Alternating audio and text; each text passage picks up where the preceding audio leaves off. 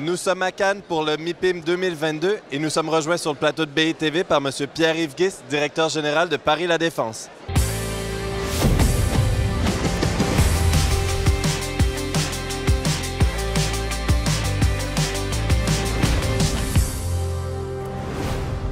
Pierre-Yves Guis, bonjour. Merci de nous avoir rejoints sur le plateau de BITV pour le MIPIM.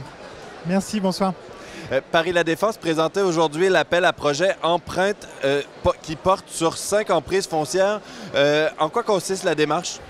Alors la démarche, c'est une démarche de relance et d'incarnation de l'avenir de la défense en cette sortie de crise sanitaire et à l'heure où on est obligé de tenir compte de manière primordiale des enjeux environnementaux, des enjeux de changement d'usage du quartier d'affaires dans les futurs projets immobiliers. Et donc pour accélérer et concrétiser ce changement de vocation, cette inflexion qu'on entend donner au développement de la défense, l'établissement public, les collectivités locales avec lui, ont décidé de lancer une démarche d'initiative publique, donc d'appel à projet sur 5 fonciers publics, 5 emprises qui sont situés au cœur du quartier d'affaires, à la jonction entre le quartier historique avec les tours et les communes de Courbevoie et Puteaux avoisinantes.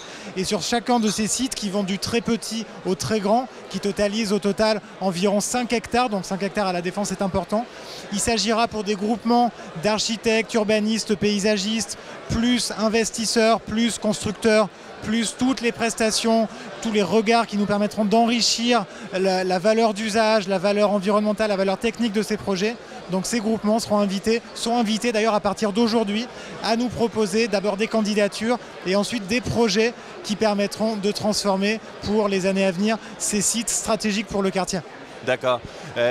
Aussi présenté dans le cadre du MIPIM, le projet Odyssée, un autre projet structurant pour l'avenir de la défense.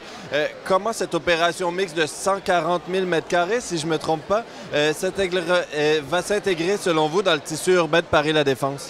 Alors Odyssée, c'est un exemple d'une autre inflexion qu'on entend donner au quartier, qui est celle de refaire la ville sur la ville. C'est une notion qui n'est pas très originale en soi, mais qui est plus compliquée, plus spécifique à la Défense dans cet environnement urbain si complexe, si rigide parfois. Donc Odyssée, c'est d'abord une opération de transformation d'un vieil immeuble, d'un vieil ensemble de bureaux, sur lequel on va développer avec le porteur de projet Primonial, avec plusieurs architectes, dont l'architecte américaine Jean Gang, dont ce sera le premier projet à la Défense, premier projet en France. On va développer d'abord une démarche de projet urbain en recréant une place urbaine avec des connexions, des perméabilités entre le quartier et la ville de Courbevoie.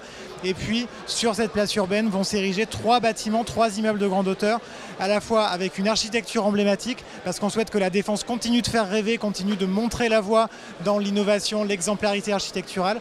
Et ce seront aussi des immeubles qui seront à la fois vertueux sur le plan environnemental et vertueux dans ce qu'ils montreront en matière d'usage. On aura notamment parmi ces 3 immeubles le premier bâtiment entièrement réversible à la Défense, c'est-à-dire qui sera conçu dès son origine pour pouvoir basculer tout au long de sa vie d'un usage de bureau en un usage de logement. Parce que la valeur environnementale de nos immeubles, ça ne doit pas être que des labels ou des performances au moment de la construction, ça doit vraiment s'entendre sur tout leur cycle de vie, toute leur durée de vie. Et donc on doit intégrer dès aujourd'hui ce que deviendront nos immeubles dans 10 ans, dans 20 ans. Et c'est à ça que Odyssée doit nous permettre aussi de répondre. Parfait. Vous nous parlez d'innovation, de transformation. Paris La Défense s'est doté il y a quelques mois d'une raison d'être, notamment portant avec des ambitions très fortes en matière environnementale.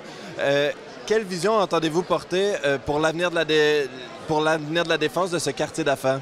Alors notre raison d'être qui est celle, je le rappelle, de devenir le premier quartier d'affaires post-carbone de dimension mondiale et pour cela de diviser par 2 les émissions de gaz à effet de serre du quartier, donc un objectif très ambitieux d'ici 2030.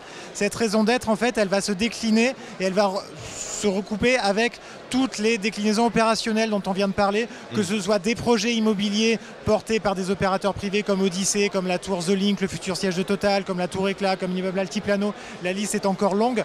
Et puis à côté de ça, les initiatives que l'établissement public et ses partenaires publics prendront eux-mêmes. Donc cet appel à projet Empreinte qui aura vocation à montrer la voie, à montrer que d'autres manières de faire la ville et de faire l'immobilier à la Défense sont possibles. Et puis également, on a commencé à en parler un petit peu cet après-midi nos travaux sur l'espace public avec notamment une grande opération de végétalisation, de désimperméabilisation de cette dalle bétonnée minérale pour changer l'image, changer durablement la vocation et la raison d'être du quartier de la Défense. Merci Pierre-Yves Guis, beaucoup de projets pour la Défense. Merci à tous et toutes d'avoir été avec nous. On vous dit à bientôt pour le MIPIM 2022 sur BITV. Merci beaucoup.